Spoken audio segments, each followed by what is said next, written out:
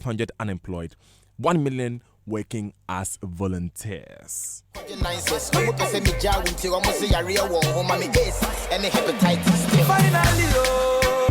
Remember, like I said earlier, Dr. Prinsama, who is Executive Secretary for the National Council for Curriculum and Assessment, NACA, has said that BECE will soon be scrapped. When? Why? He'll be telling us shortly on the Super Morning Show. But first, let me speak with Bright Rekuprobe. Good morning, Mr. Rekuprobe. Thank you very much for joining us. Yeah, good morning, Daniel. So, Mr. Rekuprobe, in the first place, give us a snapshot of what this figure is and what the details are. Well, good morning again to you and to your cherished listeners. This is the result of analysis from the metadata of the Ghana Statistical Service, from the GLS Survey 7, which figures were collated in 2017-2018 and analyzed this year. You would see that there is a drop in the general unemployment figure from 11.9 to 7.1, and that is what we put out there. Out of this, I must say that it also comes with the Ghana's working age population, which puts it at the figure of 17.56 million. And out of that, we have 46.8% as males and 53.2% as females. Most importantly, people in employment, out of that is 11.06 million. They form 63% of the working age population. The remaining 5.3 million are not working because of school, some due to incapacitation, some are also into domestic activities, and unemployment also accounts for some of these. So if you take the employment sectors, you will see that the service sector alone, which includes trade and other services, constitute about 49%. Agric has 38%, industry has 13%. I must also put out there that the informal sector largely accounts for the working age population. About 85% of the working age population are into the informal sector, and the formal sector accounts for 15%. Out of this, it will interest you to know that 7% are in the public sector, and then 8% can be found in the private formal. People like you and Joy FM and so on fall into the category of the 8%. And then out of the 5.36 million again, you would realize that 4.34 million were not available for work due to schooling, due to training of any sort, due to incapacitation, or some domestic duties. Then from the remaining 1.02 million available for work, and this is where the unemployment stands. Those that are available for work, about 422,000, they made efforts to look for a job, but then they did not get. And if we do that, we have a strict unemployment rate of even 3.7. But we need to put together the figure of 4.22 thousand and 417,500. These were people who were available, but also did not make effort to look for job due to the fact that, one, they say there are no jobs available. Some also have lost hope even in finding jobs. Some also lack the necessary training skills. And then some also come up with excuses here and there. So those categories put together give us the unemployment rate of 7.1%. Okay, thank you, Mr. Rekuprobe, for expressing that like that. But in your submission and in your analysis, how is a job defined? What is a job according to what you're calling it? The job is defined by the ILO definition. It is those that are looking for the jobs but haven't gotten the jobs. And it extends to say that in the last 1 week, if the person had some jobs to do, the person is classified into those that have jobs. The other thing is that there are definitions between jobs and employment. Here in our part of the world, people don't even classify some jobs as employment.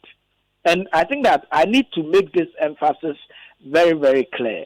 There are people who, for instance, let me cite one example which can, apply to everybody.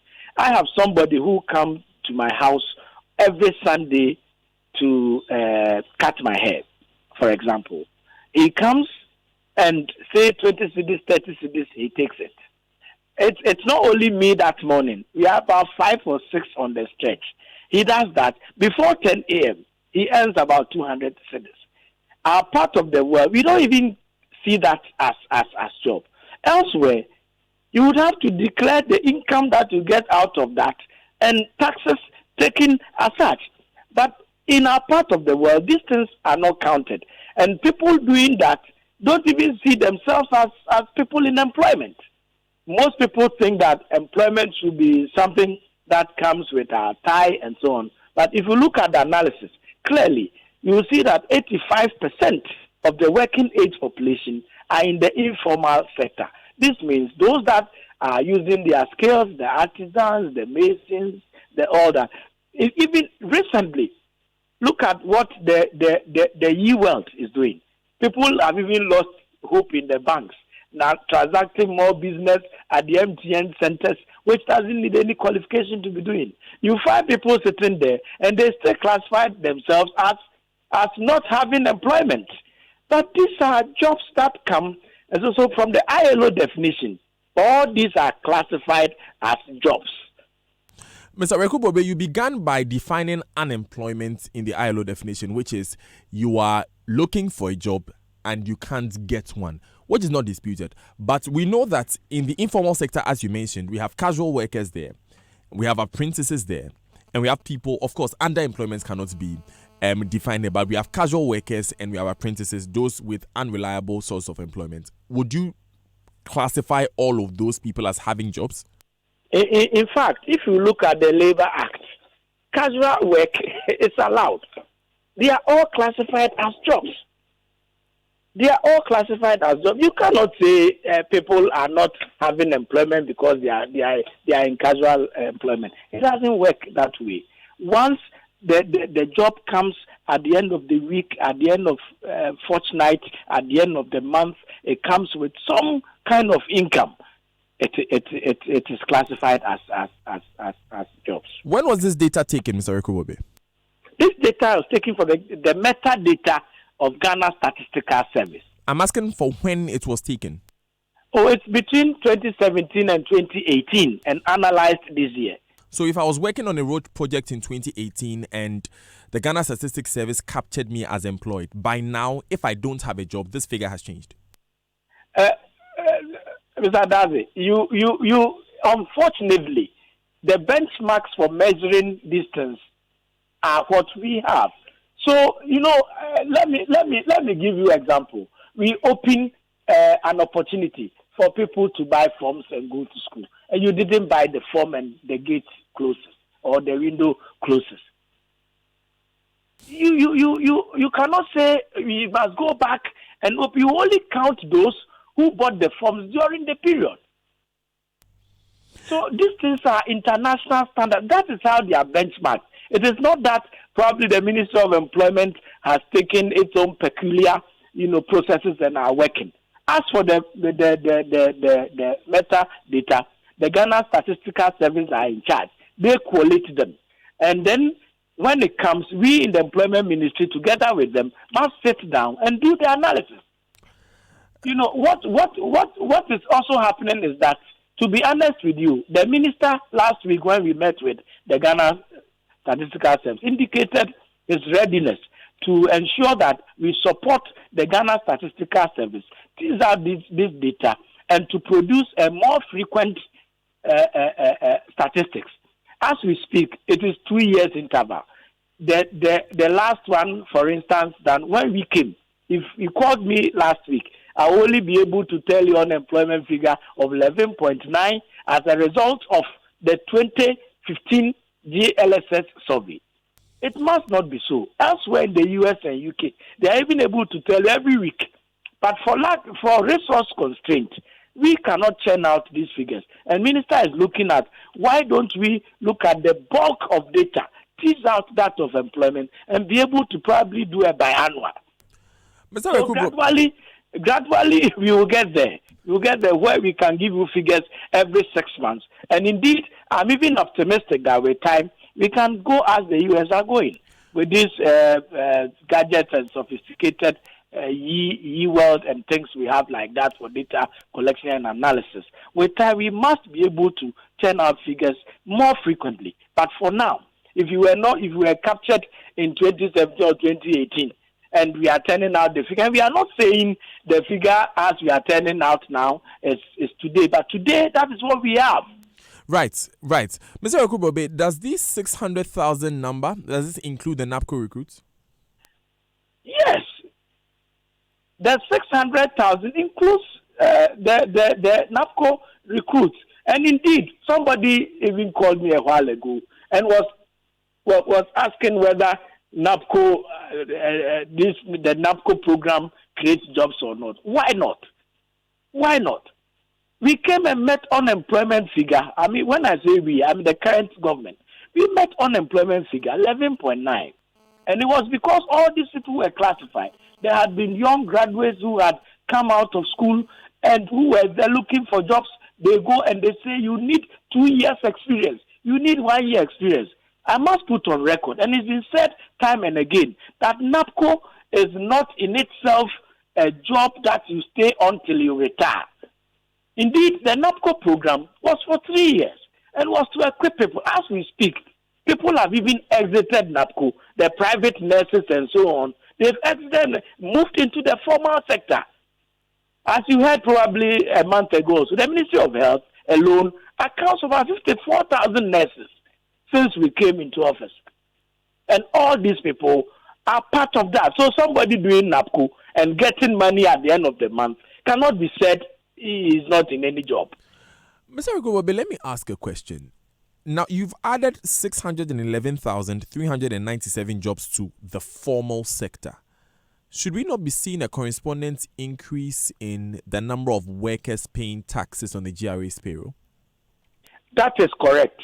But you know that payment of taxes has always been a burden on few Ghanaians. You know, we are trying to do so, and that's the formalization of the informal sector, which is being spearheaded by the ministry in collaboration with the Office of the Vice President, is looking at this seriously. A lot more Ghanaians are not paying taxes, you know. You know. Many people are not paying taxes, and we are trying as much as possible to rope them in. We know, Mr. Yakubu. I'm coming, please. Go ahead. Some of the interventions come, and we ourselves have to even retreat because of how we talk about them. For instance, we say everybody must get a tin before you do A, B, and C. At some point, the Supreme Court will say this is unconstitutional, and you have to stop that. A government that of rule of law understands everybody and has to do the right thing says that if Supreme Court rules, we will stop it. There are interventions to cut people in the tax net, but it's difficult. It's just difficult. And I know GRA, Ministry of Finance, is working very hard to ensure that a lot more people pay taxes.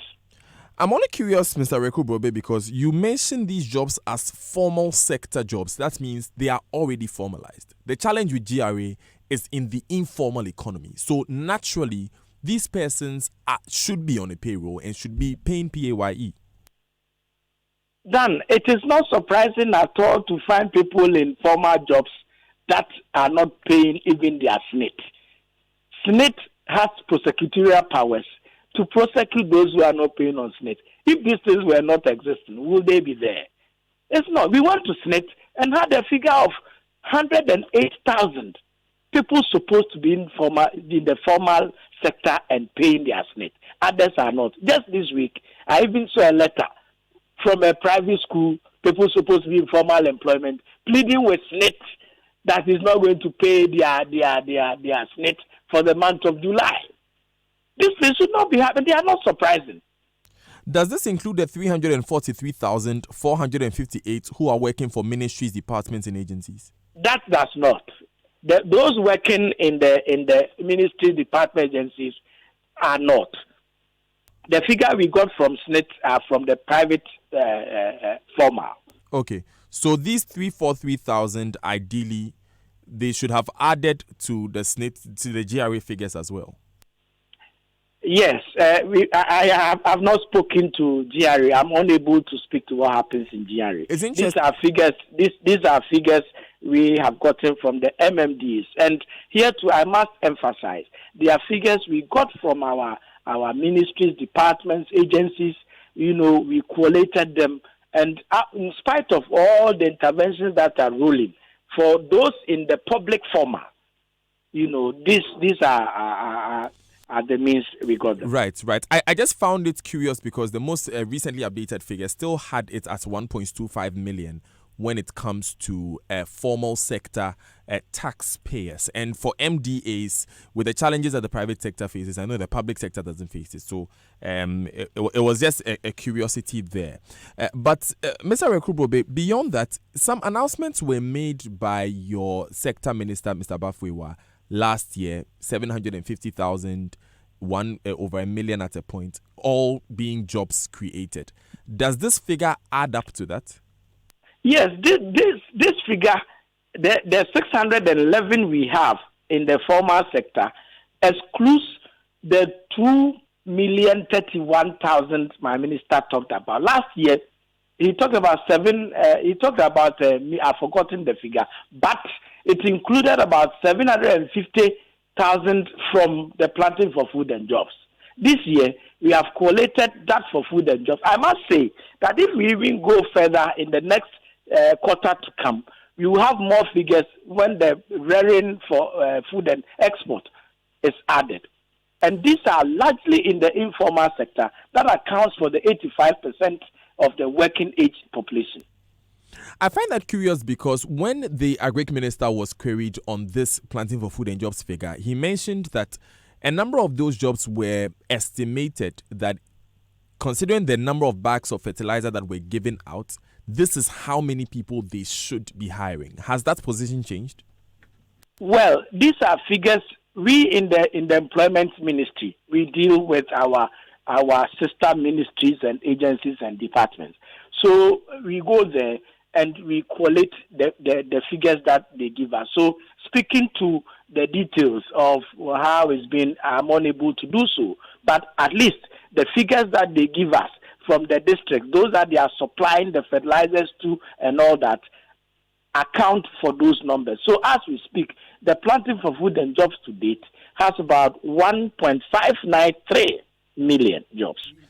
Right. So I'm reading a quote that the Agric Minister, Dr. Osifri Akoto, he gave my colleague Joseph. He says that I'm glad to say when we did the calculation, we came close to 745,000 jobs. So are you able to speak to how the data was gathered? Were they gathered via calculation, or do we have the list of people there? No, they in the ministry, we asked them, and they also collate their figures from the districts. And mind you, the planting for food and jobs, as I said earlier, largely accounts for the numbers in the informal sector. Fertilizers, for example, right from the port, they are backed in sacks and so on. People are there, they are loaded in articulators, they are transported. The numbers that are engaged in the value chain are all counted as such. And so the figure that we in the employment ministry will go to the Ministry of Agric, give us this figure. They say, oh, take your time, give us like a month for us to collate them for you. And then they give us those figures. All these people in one or the other have had jobs doing. Another curiosity here, Mr. Rekrubobe, why did we not add the 745,000, for instance, to this 611,000 and make the announcement? No, we segregated them. Segregated them. Why? You know, we have a total of 2,031,401. And out of that, the formal sector takes care of 611,397. The rest are informal. Okay, so the question I'm asking here is that when you put out the 2 million figure, are we still going by the ILO definition for a job? Fantastic. We are going by that. People who have had jobs to do in the last 1 week, 7 days, for example, we count them in. And people who are eager looking for jobs but they are not getting are counted as those that are unemployed. But you see, the challenge there is that you have included a figure from the Agric Ministry, which we have been told is an estimation and was not and we're not people who were counted. Daniel, I'm saying that we sitting in the Employment Ministry, all these people are said to have had jobs. Once the government has had a list from the Agric directories. They have come, they have been supplied the fertilizers, we have paid for it, and we have to account for it through our audit and so on. And these numbers are, of course, even people who are in the formal service, is everybody that goes to work really working? As I speak with you now, you go to an office, there are people who are captured as government employees. You go there, and sometimes for 3 weeks, somebody even has not gone to office. So you have the data. So do you have the data for these people? Happen. And if I am said to give the number of government employees, it will include those who go there and don't produce. Those that go there with very little productivity will all be counted as being employed by government. Okay, I have a question here from William. He says, please, Daniel, does the data captured include national service persons for the period? No, it doesn't include national service. Right. National service is school to work transition. It is school to work transition. So we still have not captured them. So BB from North K also wants to know, what is the minister saying about those who were captured in 2017 as working in those collapsed banks, but have all by now been sacked following the collapse of the banks? You see, I mean, this is quite a discussion which, if you permit me, I must spend some time on. Those that unfortunately lost their jobs in the banks, most of them have even also found themselves elsewhere. They have found themselves, and they may even account for the numbers in these MMDAs. You know, the new districts, the new regions also came up with some employment. The free SHS, which led to the double stream, have all also come with employment. I know a lot of people who were in the banks who are now in GES. So, yes, some lost their jobs. And some of these things, I beg to say, we are sorry that it happened, that people have to lose their jobs. But I must also say that these are things that are inevitable. Okay. With artificial intelligence and robotics and so on, job losses in some of these sectors are bound to come. But then when they come, what do we do? And that is why there are other opportunities. People finish the universities and the technical universities, and the word is universe. University comes from that. You are prone to open to the system, and you can do things. And we don't say, there are people, I know graduates who have even gone into tailoring, they've gone into fashion business, and are fantastically producing. So, Mr. Just last week or two on your station, I was listening to two females who have come up with this innovation of doing menstrual pads and so on from banana and plantain husk. That was on Ghana Connect. Things. That was on Ghana Connect. So, Mr. Rekubobe, do you in the Labour and Employment Ministry discount jobs created against jobs lost? Oh, we do. At some point, we collated the job losses that were coming as a result of this banking saga. And also in the mining sector, you recall that in 2017-2018, Goldfields, for instance, had to offload some of its staff because of the restructuring and so on. You know, as a government, our key ally in employment creation is the private sector. And so when these things come, they have a right to deploy. But we also have a right to protect our own. So the Labor Act stipulates how these things are done. And you, for instance, look at we are making sure the private sector thrives through ensuring that the economy is stable, inflation rates are down, and all of these things. So that now, for instance, people, it is not attractive to go and even put your money in savings. And you, Daniel, for instance, you may even start investing in egg business. You buy crates of eggs for somebody instead of going to keep your 10,000 in the bank with little interest. You look at how, if you sell crates of eggs, it's going to create money for it. So these are the kinds of things people are doing. Unfortunately, people don't classify that even as jobs. Okay. Finally, Nana from Spintex Road sent in this one. Good morning, Daniel. Employment in the UK, to my knowledge, is based on how many gainful employees are added to the taxation list weekly. What would you say to this? That is a different matter. We can look at gainful and underemployment and those who are not getting jobs. We can go into all that. And that is why I said, even when we take the relaxed definition of unemployment by the ILO, it stands at 3.7. But then when we take the strict definition, then we get the 7.1 that we are talking about. Right. Thank you very much, Mr. Bryce Rekrubobe, for joining us this morning. Sure, Daniel. It's a pleasure. Nice day to my listeners.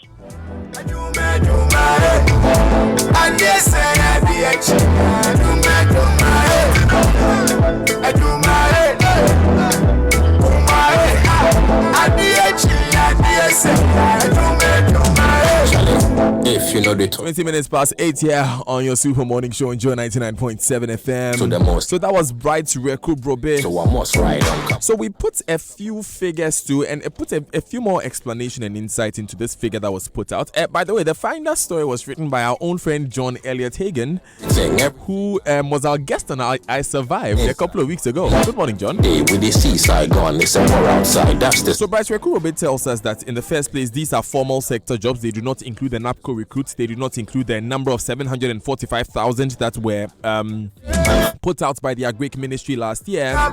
He also says that yes, it's possible that some of these people may be out of a job now because some of the people may be doing casual work. He admits that these records may not show on the GRA's list of taxation because they have not checked those. He also went on to say that yes, he cannot speak to how the data was gathered in the individual ministries, but they went for the figures from the ministries, and that's what they are putting out. The conversation continues, and very shortly we'll be speaking to Dr. Prince Ama. He's the Executive Secretary for the National Council for Curriculum and Assessment. A statement has been made that the BECE will soon be scrapped.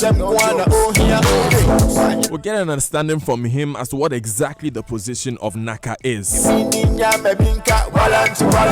But you could apply for a Dubai visa via GT Bank Internet Banking Platform.